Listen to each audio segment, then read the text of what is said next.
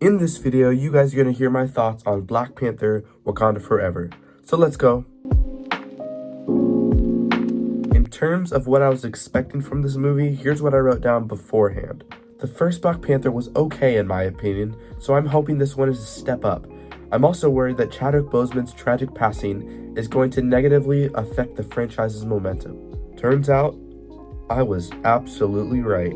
This movie made it clear right off the bat that this franchise has lost some of its identity because of Chadwick Boseman's passing and the lack of T'Challa in this movie. It feels like Black Panther and Friends, minus the Black Panther part. Personally, I'm in the boat that thinks he should have just been recast, but it just feels empty without having the title character within this movie. It's not anyone's fault though. Although I am glad the movie was able to move past T'Challa's death very quickly. In the opening sequence, it was literally a funeral of T'Challa's death.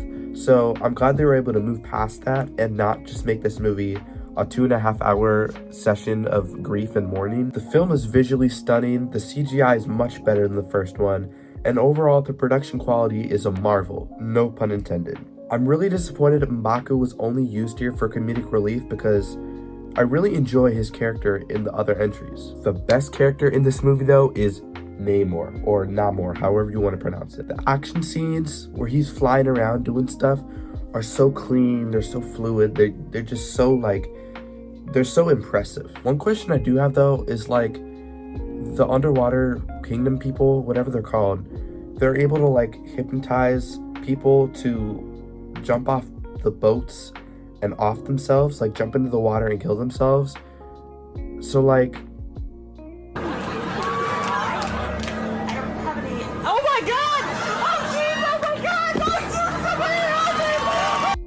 are you gonna explain that? Because they never really explained how they have that power to just convince people to jump off a building. And I still don't understand why Namor isn't blue like everyone else, but maybe that one is just me. And I don't want to get caught up on this because I'm not like Soups.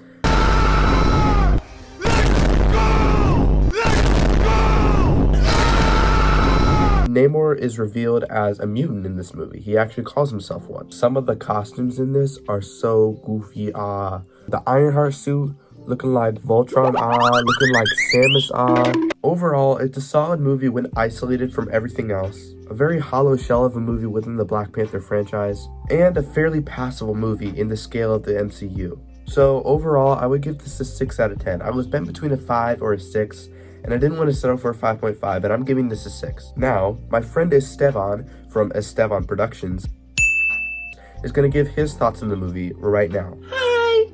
I'm Estevan. I have my own YouTube channel, by the way, if you want to check it out. EstevanProductions, he'll probably put a link in the description. Anyway, I'm going to give my opinion on Black Panther. It was really good. I'm going to name my pros and cons. Cons first, though. Cons, little slow at some points. Some points, I was just really okay, something interesting gonna happen now?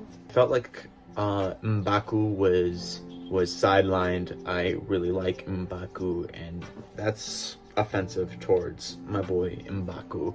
This is really weird for a Marvel movie, insanely weird. It's more of a character study, it feels. It's trying to teach you so much about grief, and I like that. But then again, I have to think I'm trying to think of what the plot overall was trying to make me think. I felt like it didn't push me all too much. I haven't had too much grief in my life. Loss in my life, not grief. Every part that had Chadwick Boseman in it, I really wanted to just take a moment and cry. This is a really sad movie.